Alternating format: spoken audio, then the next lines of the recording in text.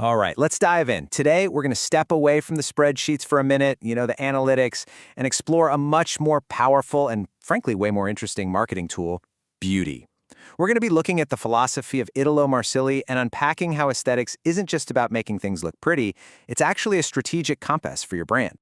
So, you know the drill. We're constantly told that marketing is a numbers game, right? It's all a science of optimization. Click-through rates, conversion funnels, cost per lead. But what if focusing only on those metrics means we're missing the most human, the most powerful part of the entire equation? Well, Marsilli has this idea that the goal of truly great communication isn't about who can shout the loudest or game the algorithm the best. No, it's to create this profound sense of harmony, a feeling that your message just fits perfectly into the world, helping your audience get their bearings and giving them a little bit of clarity in all the chaos. To really get this, we have to kind of throw out our old ideas of what beauty even means. It's not about just making things pretty. In this strategic sense, beauty is a tool. It's a tool for orientation. Think of it like a compass that points your audience toward meaning. So beauty isn't some fixed, static quality like you'd find in a classical sculpture. Marciality defines it as an event. Yeah, an event. It's that magic moment of connection, right? That spark that happens when a message or a product or a brand just perfectly resonates with all the unspoken feelings, the anxieties, the desires of a specific moment in history. So how do we actually map this connection? How do we make it happen? Well, Marsilli gives us a framework for it. He calls it the artistic triangulation. And let me tell you, it's the key to creating that exact moment of beauty. It's actually pretty simple, but it's so profound when you think about it. Your brand is the artist, and you're acting as a sort of mediator. Your job isn't just to sell something, it's to connect the inner world of your audience, their hopes and their fears, with the bigger cultural moment that they're all living through. When you nail that, you're not just marketing anymore, you're actually creating meaning.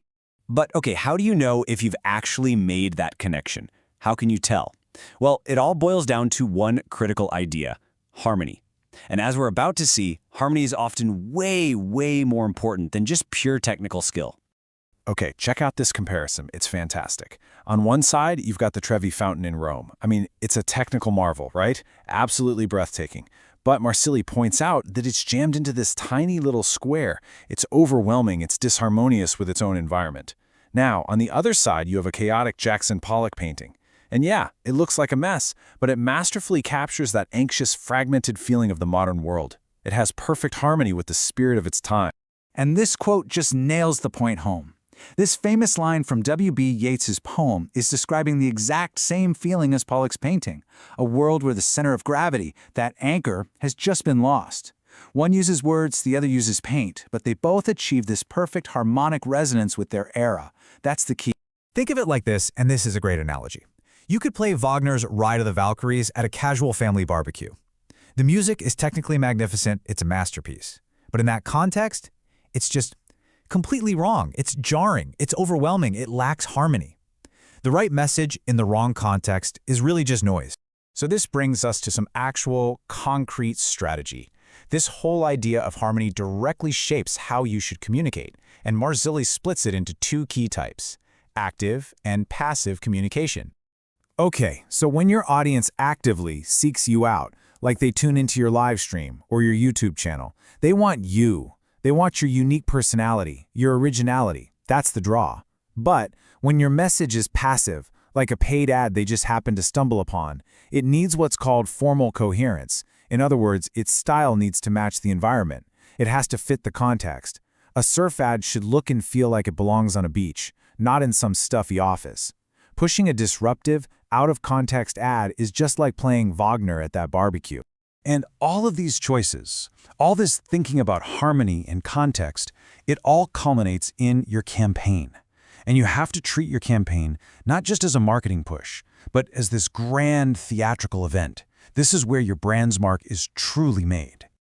So Marsilli lays out this cool 4-act structure for the event. First, you start with a warning shot, something really beautiful and intriguing that just grabs attention. Then comes the manifesto, where you declare your purpose. After that, you test your creatives, which are the actual ads, and it all leads up to the grand finale, the event, your launch, where you finally take the stage.